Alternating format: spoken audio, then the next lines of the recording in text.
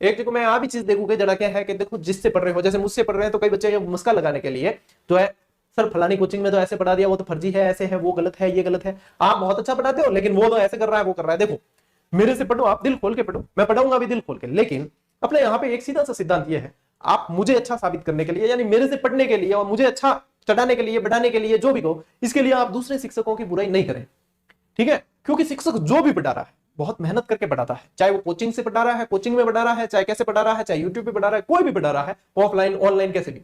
तो आप अच्छे स्टूडेंट बने, सबसे पहले किसी भी शिक्षक की बुराई नहीं करनी। आज दिन तक यदि आप लोगों को मेरी किसी भी क्लास में मैंने किसी शिक्षक की बुराई की हो और आप लोगों को वो दिखे, तब आप वो चीज करें कि हाँ इनको शायद पसंद होगा वो चीज। मुझे नहीं पसंद ये चीज, और मैं चाहूंगा भी नहीं कि मेरे से पढ़ने वाले स्टूडेंट जो है मुझे मस्का लगाने के लिए या कुछ भी करने के लिए दूसरे किसी स्टूडेंट की, दूसरे किसी टीचर की या दूसरे किसी बुक राइटर की या किसी की भी बुराई करें। देखो जो भी करता है अपनी मेहनत पूरी तरीके से करता है।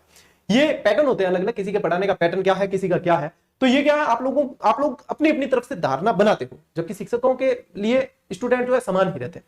तो सबसे पहली चीज क्लियर रखें, आप लोगों को आगे बढ़ना है तो माइंड सेट क्लियर होना चाहिए, सकारात्मक रहना है, किसी की बुराई नहीं करनी है और नहीं देखनी है, ठीक है? जो अच्छाई लग रही है आपको वो ग्रहण करें, नहीं लग रही कोई बात नहीं।